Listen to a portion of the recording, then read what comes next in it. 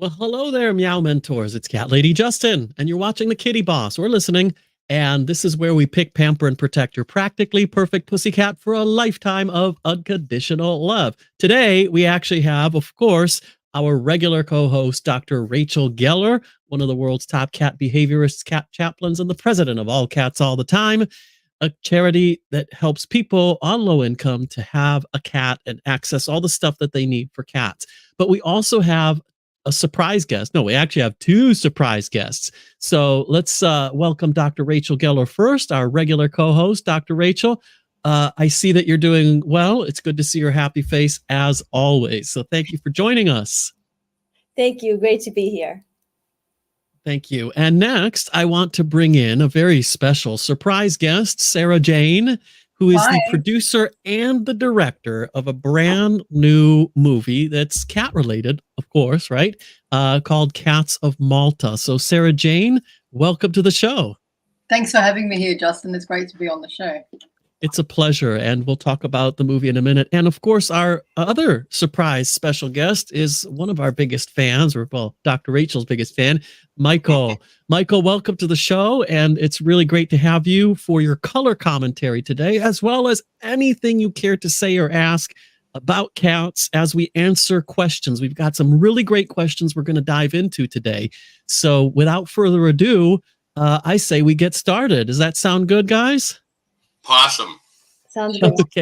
Okay, great. So first, I'd like to, we'll get into the questions in a minute, but first, I'd like to talk to Sarah Jane just a little bit about the movie, because I'm very excited about the movie. I'll be honest with you, I haven't seen it yet, but maybe Sarah Jane wishes to, I don't know, send me a link or tell us right now where we can all see the movie, or when we can all see the movie and where. So Sarah Jane, when and where can we see the movie?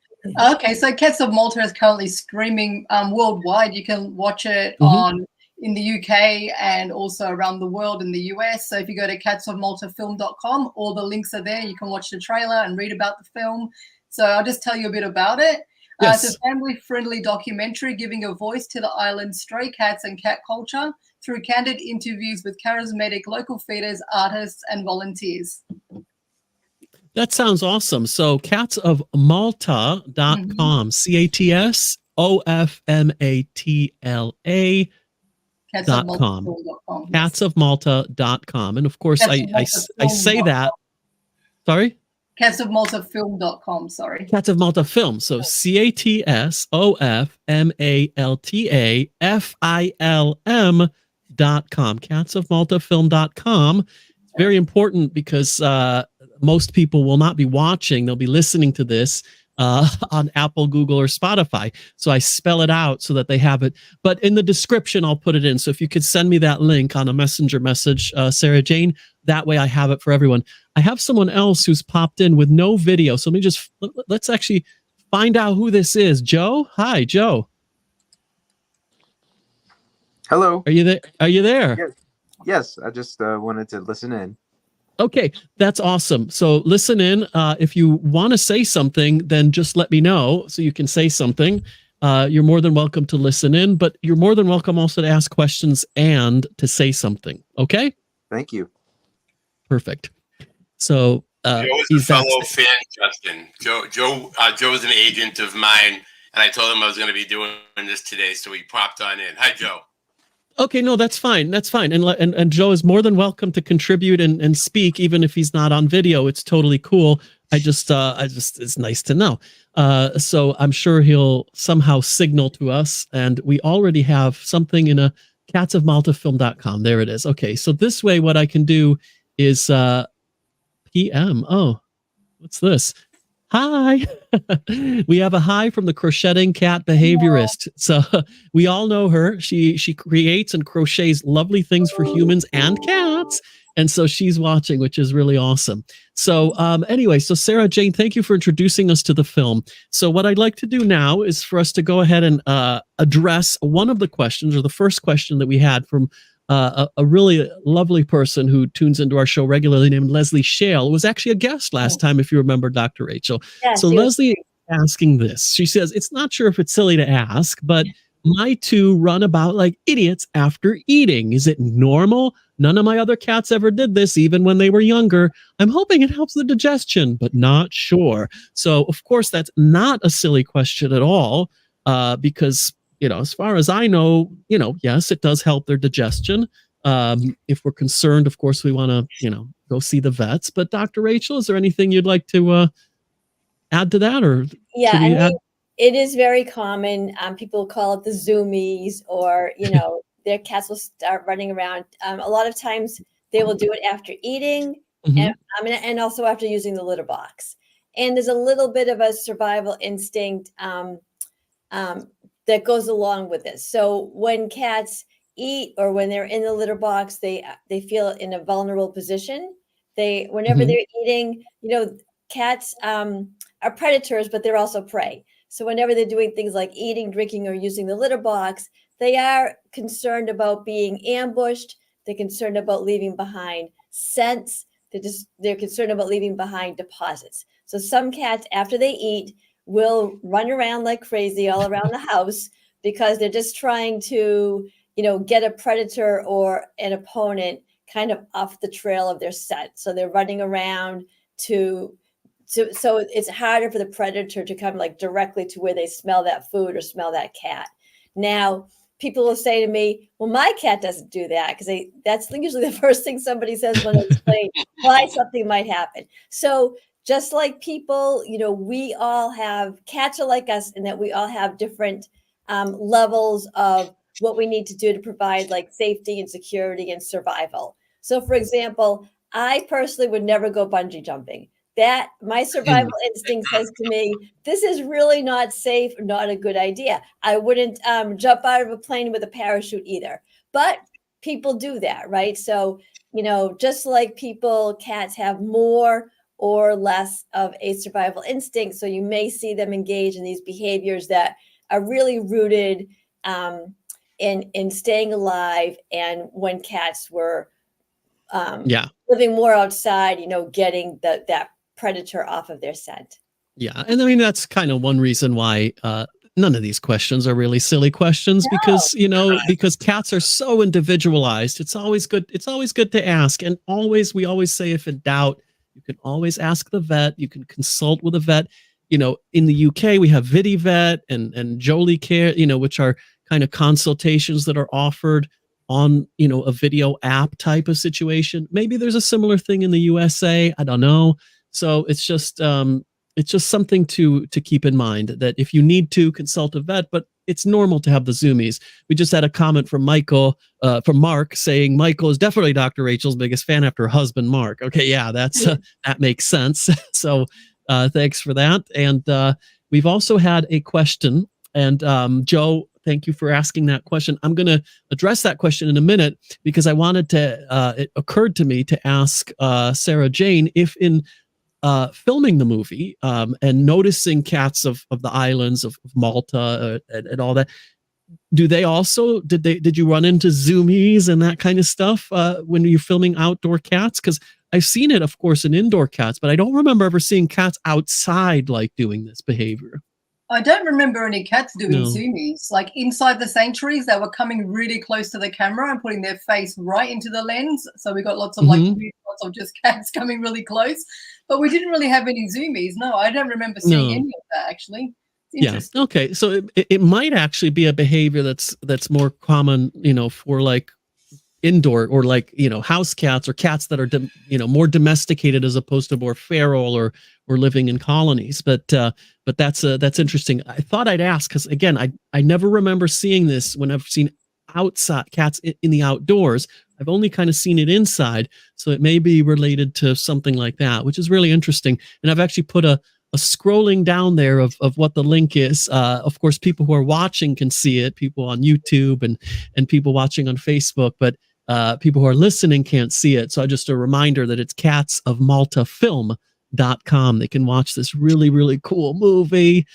So anyway, thanks for that. But let's get back to answering another question, which we've just had in from Joe. Joe, I've put you back into audio because I'll read your question. It says, as cat age, why do they eat string or thread? Now, That's a really good question. I'm going to bring in, featured Dr. Rachel for that one again, because my answer is I don't know, because I didn't realize that is a feature of cats as they age. I kind of thought cats kind of are into string and thread and yarn at any age, and you got to be really careful with that because of what it can do in the digestive system, whether it gets lodged in there or not. They could poop it out, but you're running a risk of it creating choking or other digestive blockages or impediments. So that's a threat, I think, at any age. So, Dr. Rachel, as far as you're aware, is this a young cat problem or an old cat problem or just an any cat issue? It can definitely be an any cat issue. I mean, many cats will chew on inappropriate items, not only thread, but, plastic is another common one that I'll hear, cotton or wool. It's called pica behavior, and it's usually due to anxiety, nerves, or stress that cats will chew on inappropriate objects. But it can happen for other reasons too. It can happen because the cat has some type of a vitamin deficiency, and it might be that the cat needs more fiber in her diet as well. A common reason for chewing on inappropriate objects is also lack of fiber in the diet. So if this is a new issue as your cat is aging, then it would lead me to believe that there might be something going on with your cat that's causing her some stress. For example, maybe she's not hearing as well. Maybe she's not smelling as well. So she might be more prone to eat something that's not really food because some of her other senses are becoming weaker. The other thing is sometimes as cats age, they do get vitamin deficiencies because they don't eat as well or eat as much. So you might want to consult with your veterinarian to see if there is a medical reason why your cat is now eating thread as she gets older. If it's not a medical reason, then and it's something behavioral, then what you want to do is redirect your cat, maybe either through play, through simulating hunting activities, to appropriate food, and just make sure, you keep your cat safe. Like, be careful not to leave thread or items around that she is eating. You could try some deterrents too. So sometimes I'll say to people to get a bitter anti-chew product. They make these for cats. They make them for dogs as well. But purchase a bitter anti-chew product. Coat the thread that she's eating, with this product. Leave the thread out on purpose in the place that your cat is going to come upon it and eat it. And when she goes to chew or eat, it's no longer going to be the delightful, enticing piece of thread it once was. It's now going to taste yucky and bitter, and your cat will come to the decision on her own that maybe eating thread is not such a great idea. Awesome. Thank you for that. As I suspected, I've brought Michael on. Joe, if you can let us know real quickly if that answered your question or if there was any more details about your specific cat that you'd like to share. I know you're friends with Michael, so that's why I sit there. So is that okay for you? That was very helpful. So you answered that question very well. Thank you. Okay, fantastic. Thanks, Joe. And Michael, anything to add to that for your friend Joe there? No, I mean, I knew Dr. Rachel would have the answer to that one, and it's quite tricky. It's a tricky process to keep the cat from nibbling on that delicious string, for sure. That's great. Yeah. Well, yeah, exactly. So there's a tricky one for you. And how about you, Sarah Jane? In your film, did you notice cats eating, like nibbling at your cords, or was that an issue you noticed outdoor cats doing? Because honestly, again, it's not something I've seen outdoor cats do. I haven't seen them with pica behavior eating non-edible stuff. I've seen them eating grass. I've heard of cats eating, plants that are toxic that they shouldn't be eating, but I haven't seen them eating non-edible things. So how about you in seeing these sort of outdoor colonies? We had a cute cat in the sanctuary in Animal Guardians actually playing with the sound recorder cord. So we had the headphones on and we had the wiggly cord, and it found that fascinating. It was playing with it and trying to bite it. So that was cute. Yeah. And we had cats all over us. So yeah, they were playing with the equipment and they wouldn't get off the bag. So so there's something attractive about that. So there you go. There's another answer for you. Well, we've got another question, which I will happily read. This is from our good friend Jennifer. who regularly listens, so hopefully she's going to be getting this answer. So here's a question for you. My daughter's cat sits on the couch and stares at the walls for hours. Do cats sense paranormal objects or activities? Now, this is appropriate because guess what? Today, this is Friday the 13th. I forgot to mention that. It's also October, so this is Halloween month. So this could not be a more appropriate question for that. Now, before I bring in Dr. Rachel for her expertise as a cat behaviorist, from a scientific perspective, I'm going to talk about my sort of foo-foo, if you will, perspective regarding spirituality and other, let's say, complementary or alternative ways of looking at it. Because the straight answer to your question, Jennifer, is yes, cats will sense and do things that are beyond the perceptions of a human being. Now, another friend of ours in our network has written a book about cat chakras recently. So this episode isn't devoted to that. But this person will do energy work with cats and with their owners, and will also receive messages from cats. We also know the history in Egypt and mysticism around cats. So, whether you want to call it a belief or whether you want to call it an intuition, there are many of us that will agree that cats do see things that we don't see. Now, whether that's a ghost or a paranormal thing, that's another discussion. Maybe, maybe not. I don't know that, but I do know that they do see things. They do see things.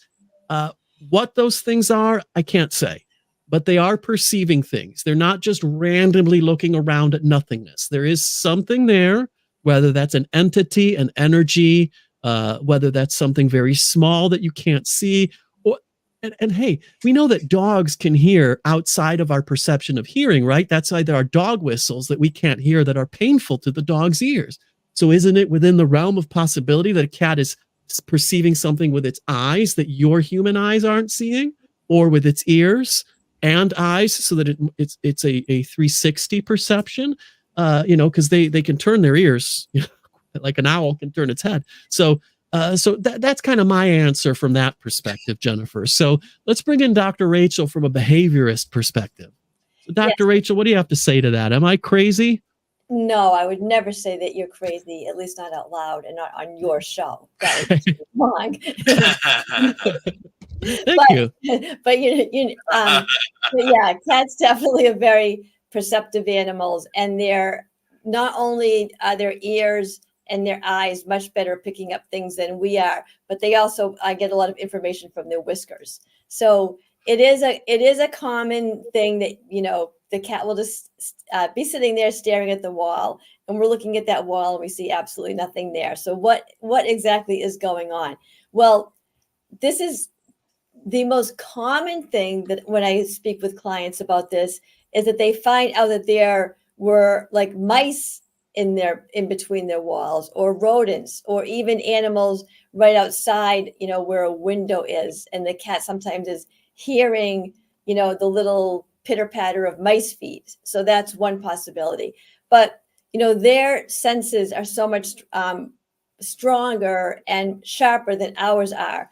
So it could be a shadow that you're not seeing. They're even sensitive to changes, in the air and wind and things like that. So there's so many things that to us seem, innocuous or not important or aren't reaching our senses, but the cat is picking up on something and is reacting to that by just kind of staring and being on alert. The other thing is cats are animals that do a lot of things based on associations. So maybe there's not something right at that moment that the cat is looking at the wall, but if there was something a day ago or 2 days ago, then that cat is going to go back to that wall or back to that spot where she did see something and monitor that territory and be there to let whatever it was that she saw know that she's there to stand her ground. So some of it is just kind of like monitoring and keeping an eye on things because the cat saw something at another time. Yeah, that makes sense too. I forgot about the whiskers. Those are really sensitive sense organs, which is really important to remind people that you don't trim them. They're not just hair. They've got a lot of feeling in them. They're sensory perception things. They're quite interesting and fascinating, and I wish they'd be studied more. So, hey, Sarah Jane, did you notice any paranormal activity while you were filming Cats of Malta? No, I No? didn't. Okay. But I was listening to Dr. Rachel talk about the winds. We do Yeah? have a guy who made a wind vane, a weather vane, and he put a cat on top of it. And he actually talks about how the Maltese people believe that the way that the cat is licking itself that day, that's how the wind is moving, and that's All what you right. should watch. So as part of Maltese law, there's a couple of stories that he talks about. So they made a weather vane with a cat to represent Wow. that Yeah. law in Malta. So it's interesting about the wind. That's really cool, actually. And Michael, how about you and your cats? Did you ever notice any paranormal activity? Because I've noticed that my cat is able to sort of apparate, to borrow a Harry Potter. I love Harry Potter also. To borrow a term from the wizarding world, like it just seems like they're on the third floor, and then like within like that, they were like all of a sudden next to me on the first floor. It's like they apparated. It's like I don't know how they do it. They fly down the stairs. It's just faster than I could conceive. I'm of course joking, but have you noticed any paranormal activity with your cats? I think that cats could be excellent home inspectors. You don't even have to hire the home inspectors. They could come in and sniff out all the issues with the house, whether it be rodents in your walls or mold or whatever. You know, they seem to have it down. You know, there's no doubt. I'm actually a believer in the paranormal, as Rachel knows, and I would not put it past them. You know, I think they're smarter than we are in many ways. So they could detect things that we can't, and I'm on board that ship. There we go. Me too. Yeah, especially on Friday the 13th. So we have he loved that one wall, an inside wall, only stared at the one wall. Thank you. Okay, well, there you go. Yeah. I'm sure this is a comment from Jennifer. So there's something about that wall, and listen to what Michael just said. Maybe it's a ghost or a spirit or something, apparition. Or maybe there's an issue there. You might want to have that wall checked out and pay attention whether there's either mold or whether there's roaches or mice, or there might be something going on with that wall, or there might be nothing. It might just be the vibration of the electrical wires or something that are setting the cat off or interesting it in the wall. But it might be just worth having without committing too much resource to it, a little bit of an investigation in that direction. Yeah, Just it may not be a bad idea. And like I said, it could even just become a habit, you know what I mean? After a while, yeah, because there was something at one time, and now it's part of that cat's repertoire to spend some time dealing with that wall. Yeah. So there you go. So we have another question. So this question comes from our good friend Alex, who has some amazing, adorable cats that actually look like my cats. So I particularly like them. So I have 3 cats, and one of them seems to have decided to avoid walking on the floor at all costs. She works her way around furniture, radiators, leaps from drawers to bed, etc. Is there a reason for this? So that's an interesting question, because obviously not knowing your cat, I could probably invent a whole bunch of reasons to guess why the cat is avoiding the floor. Everything from perhaps the type of cleaner that you're using or disinfectant, or if it's a carpet, carpet deodorizer, perhaps there's an odor there that is unpleasant or even toxic to the cat. Certainly a lot of chemicals are. So I can certainly think of a bunch of reasons like that. Yeah. But Dr. Rachel, is there anything that springs to mind other than that? Well, right. All of those reasons that you gave are absolutely true. Cats tend to want to avoid things that are too heavily scented, too perfumey. So depending on what you may use on your floors or your carpets. And, like I said, cats are so motivated by associations and what happened to them in the past. So even if you're not using something smelly or perfumey or a little too strong right now, if you did in the past, it might take a while before that cat wants to venture back on the floor again. If you have carpet, cats will avoid something if they ever had pain with it. So one problem with carpet is cats can get their claws entangled in those loops of the carpet, and that can be very painful for a cat. And then after that, the cat will do everything within her power to avoid that floor, that carpet again. So it could be some association with a smell or a scent, like you already pointed out. It could be some association with pain. The other things is cats will start going for elevated surfaces to feel safe. So if something happened where your cat was startled or didn't feel safe, or your cat could even be seeing another outdoor cat or invader, from the window. So there's so many reasons. You might need to do a little bit of detective work and kind of look around and see, is there an outdoor cat from a window, within view? What are the cleaning products that I'm using? Are my rugs the type that have like those loops that can become entangled in a cat's claws? Kind of look around from the cat's perspective and see if there's something that is scaring or deterring your cat from walking on the floor. If there's nothing and it's just something fun that she's discovered and she's enjoying it, cats do like to be up. Cats do like vertical space. They like to lord over everything. Your cat might just be having fun. Yeah, well, let's hope it's that. But even if it's not that, Alex, I really do suggest that you do just a tiny bit of digging to figure out whether there's something there. Now, Dr. Rachel, it's a question for you, for me, to follow up on this. Now, let's say Alex does discover, okay, there's easy enough. It's the cleaning products. They're Dettol or something like that, toxic to humans, toxic to cats. What's the solution for that? Of course, we know the solution to that is go get it doesn't have to be a product that costs a fortune. You can get Ecover. It's a great company, non-toxic products, non-toxic to humans. You won't give yourself cancer. You won't give the cat either. But maybe get an unscented one that doesn't have a lot of essential oils in it and all that. So that would probably solve that issue if that's it. But let's say it is the carpeting with the big loops in that. Now, Alex isn't going to rip up the carpeting in her house. So what could she possibly do if she finds out that that's the issue? So, if it was the carpeting and the cat otherwise seems happy and fine, then let the cat, continue on just avoiding that area.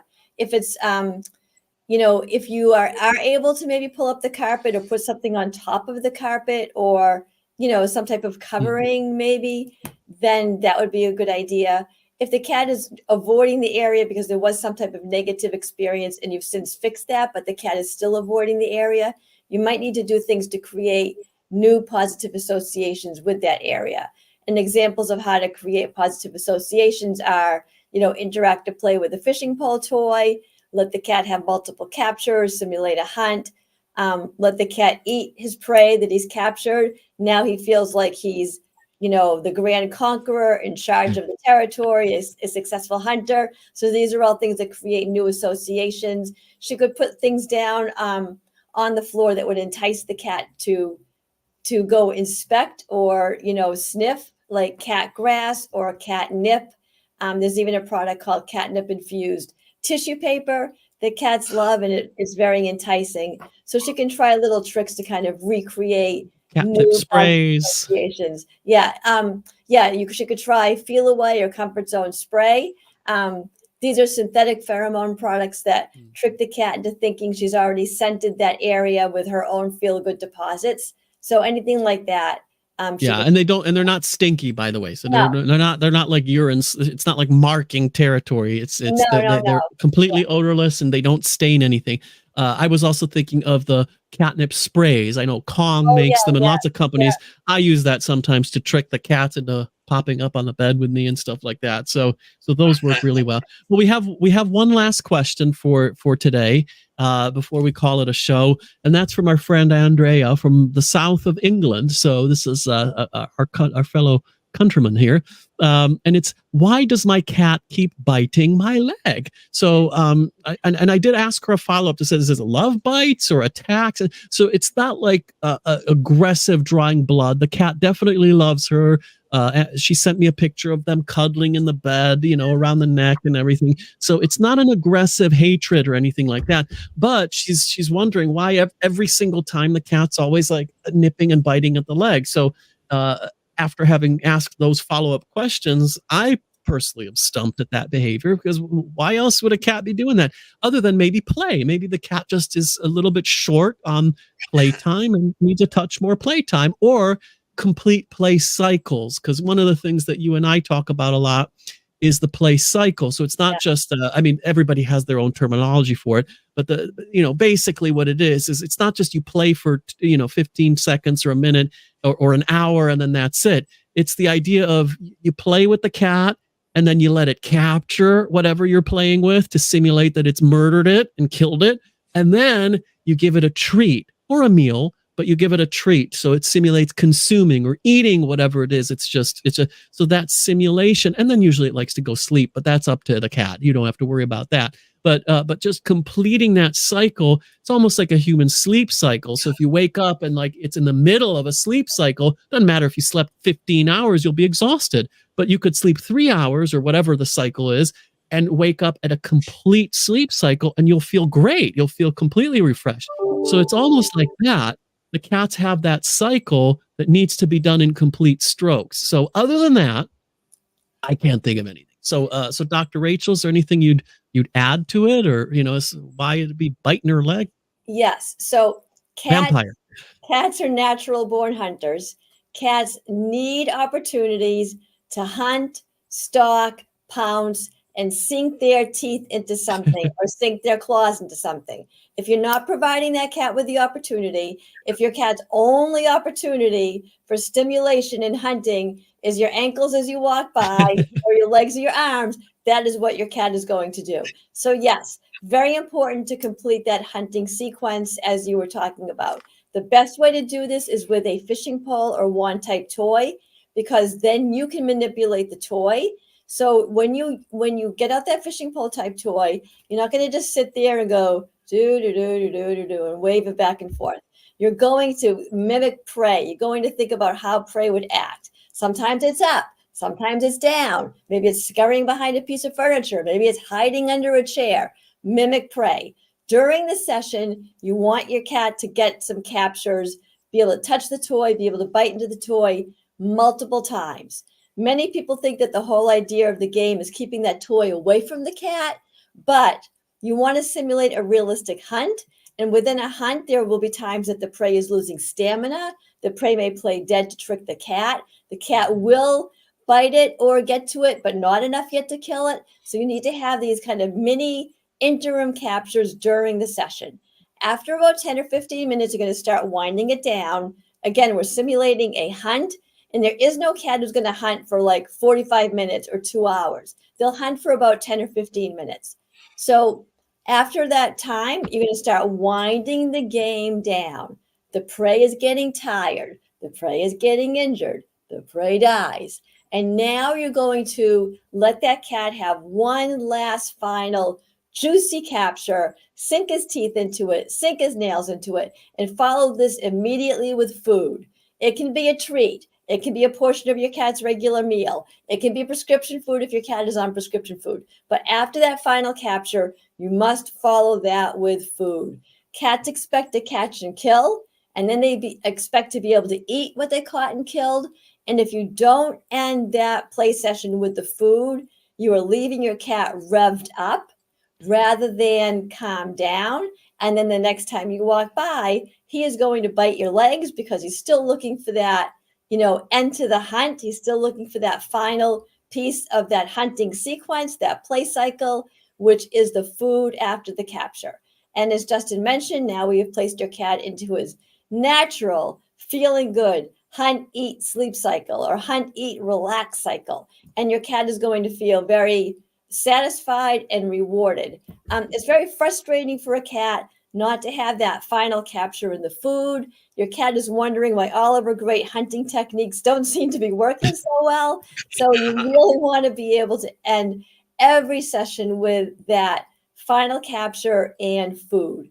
And if you do this consistently, your cat will stop going after your legs or your ankles to get that feeling. Unless it's a vampire and it needs your blood. No, I'm joking. That's a Halloween Friday the 13th joke. And then Andrea, because you're in the UK and I'm in the UK, one of the coolest toys and cheapest is the cat dancer. I mean, Dr. Rachel introduced me to it. My cats love it. I just looked it up on Amazon. It's like £3.50. So it's really cheap. I've sent you the link so you don't have to look for it. You can get it on Amazon. It's really great. Any fishing pole toy is good, but those are the ones that seems to drive cats like really enthusiastically into it. So it's called the Cat Dancer, but I sent it to you. Anyone else want it? Just let me know. But I'm in the UK, so my Amazon is Amazon UK, but it's available everywhere in the world. It's a really cheap, really awesome cat toy. So that was our, that was. Oh, go ahead. I'll just say one of the things I love about the Cat Dancer is because it has a wire, it moves in very unpredictable ways. And as you mentioned, your cats really enjoy this. And most cats, it's my go-to toy. Most cats love the Cat Dancer because it does move in very unpredictable, in ways that are not a pattern. And that is enticing to a cat because that's how prey would act. Yeah, like a fly or something like that. So just as a last word, Sarah Jane, did you notice any playful fun times with cats of Malta while filming? Did you have any cat friends that you were playful with, and or maybe they were a little pesky and they bit at you instead of just the cords? There were a lot of cats playing, and we captured that on the film. There's some really cute ones in the sanctuary because there's like 300 cats, so they're all rolling around together and biting each other. And some of them are really cute, like headbutting each other, and all very playful. Some of them are not used to humans, so they will like hiss, or they had trauma. There's some cats you can't go near, but we didn't interfere with the cats. We just filmed around them to see what would happen. So and we got a lot of. So that's great. So to see some of these awesome, cute moments, make sure you go to catsofmaltafilm.com to check out this film and these cute moments we just talked about. So there you go. That's what we had to say. Wow. Okay. Speaking of zoomies, I just had the reason I'm like this is because Emily just had some zoomies over there in the other side of the office. So speak of the devil, I don't know what she ran into, what she saw on that wall, but maybe there's a ghost or something, and there you go. So there you go. So guys, is there anything you'd like to say or ask before we end the show today? I'd like to just wish everybody a happy Catoween. That's an awesome little cat toy. I like that. Joe, by the way, I've put you on again. So if you have anything else you'd like to say or ask, or forever hold your peace, or at least until next show, I've also enabled you to unmute and do that as well, Joe. So Sarah Jane or Dr. Rachel, anything else? Just have a very happy and safe Halloween. Keep the candy away from your cat. Be sure to be careful with the door, opening and closing a lot during Halloween, and make sure your cats are in a safe and secure place.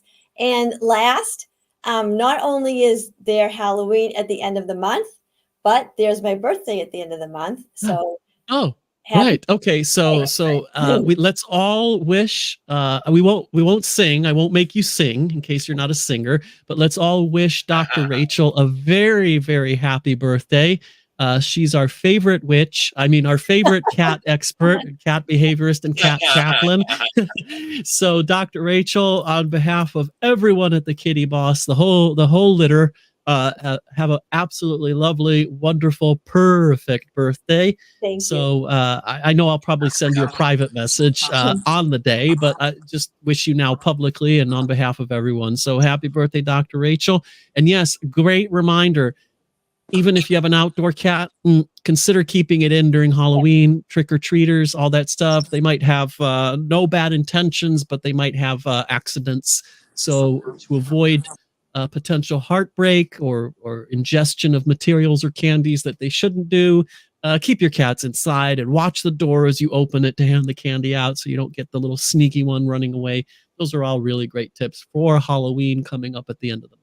So thank you. Sarah Jane, anything you'd like to add for our Halloween special? Of course, you can remind everyone about your film or anything else.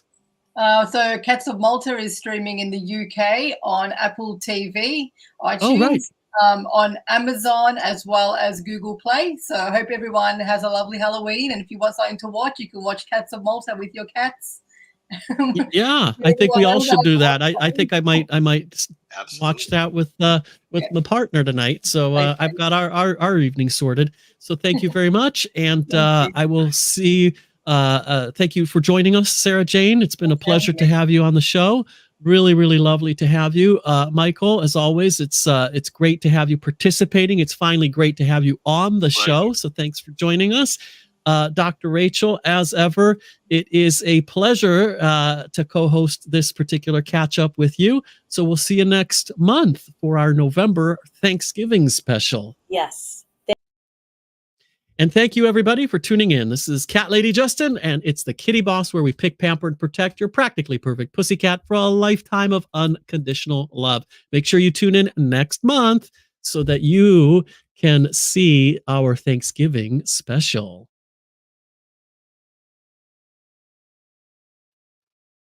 Oh, and happy Halloween.